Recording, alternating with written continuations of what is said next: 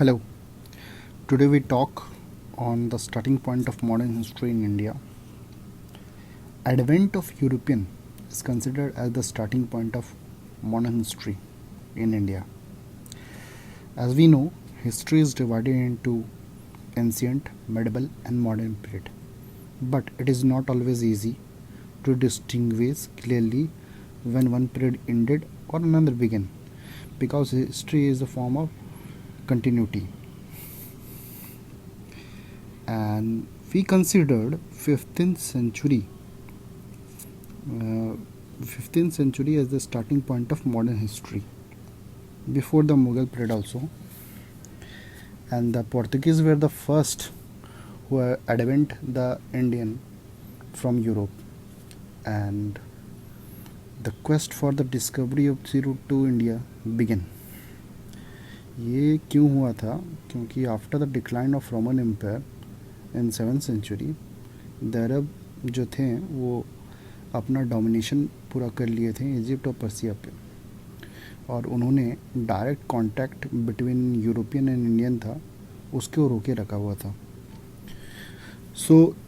जो यूरोपियन थे उनको इजी एक्सेसिबिलिटी नहीं था इंडियन मार्केट का, जिसके कारण उनको स्पाइसेस, कैलिकोस, सिल्क और वेरियस प्रीसियस स्टोन का जो आइटम था जो यूरोप के मार्केट में बहुत ज़्यादा डिमांड में था,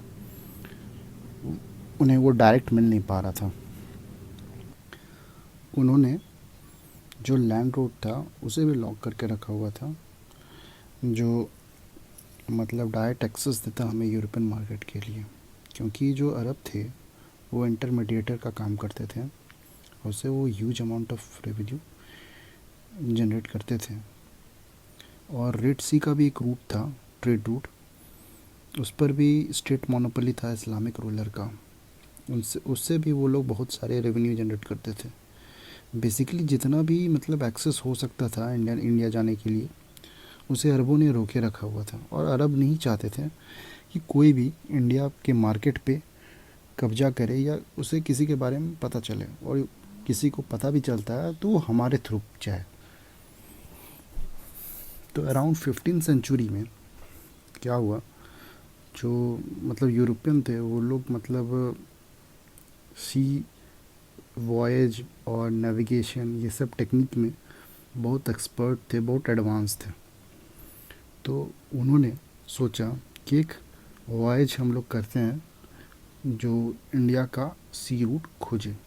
वॉयज बेसिकली उसको बोलते हैं, जो सी जर्नी हम लोग करते हैं उसे वॉयज बोलते हैं.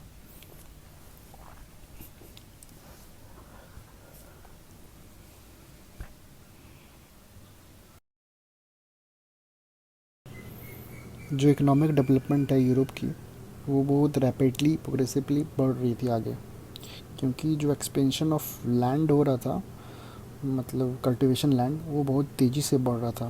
और वो क्यों बढ़ रहा था? क्योंकि वहाँ पर उन्होंने साइंटिफिक क्रॉप मैनेजमेंट टेक्निक वो इस्तेमाल करना शुरू कर दिया था, क्रॉप रोटेशन, जिसके कारण उनकी जो मतलब प्रोडक्टिविटी थी वो बढ़ गई.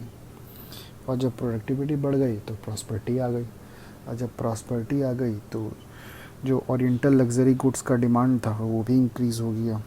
और ओरिएंटल लग्जरी गुड्स के दो पोर्ट थे बेसिकली, वेनिस और जिनेवा, जो अब छोटे पड़ने लगे एज़ पर द डिमांड. और वो लोग मतलब काफ़ी नहीं थे माइटी ऑफ ऑटोमन एम्पायर को मतलब रोक सके या फिर उनकी बराबरी कर सकें.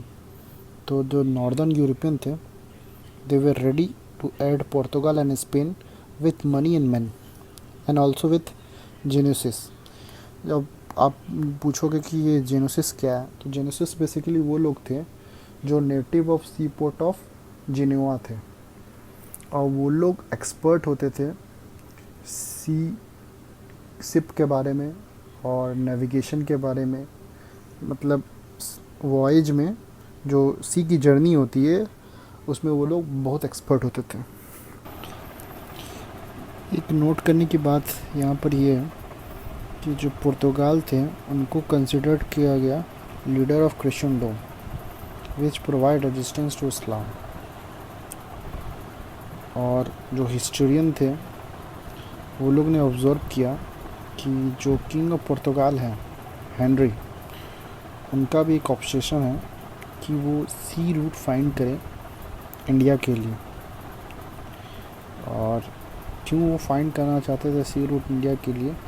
क्योंकि वो चाहते थे कि जो मुसलमानों का डोमिनेशन है ईस्टर्न मेडिटेरियन में और बाकी जितने भी सी रूट है उस पर, वो ख़त्म करना चाहते थे। तो वो चाहते थे कि जो इंडिया और यूरोप को जोड़ने वाली जो भी सी रूट है उसे तुरंत खोजा जाए, उसे फाइंड किया जाए। और उनका नाम जो निकनेम था वो नेविगेटर था।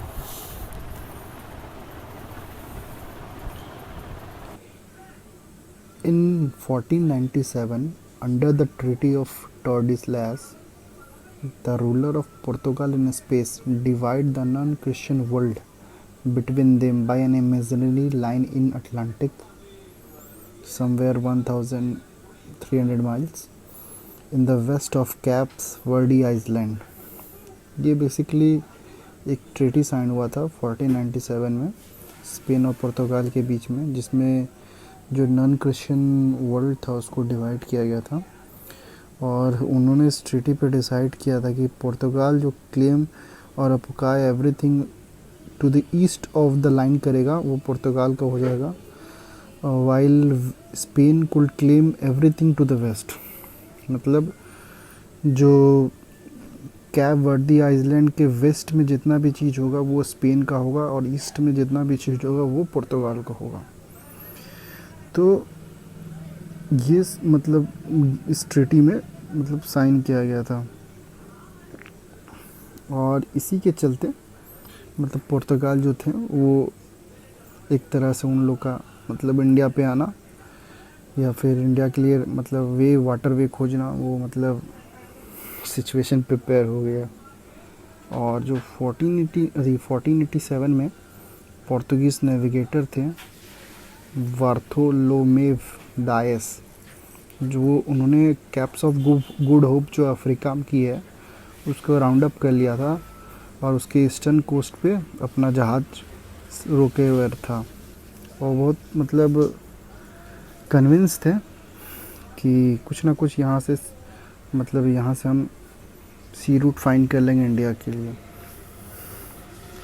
और जो पहला शिप था पोर्तुगीज़ का जो इंडिया आया था वो 1497 में अराइव किया था। It took 10 years for Portuguese navigator to find the sea route to India from Capes of Good Hope in Africa.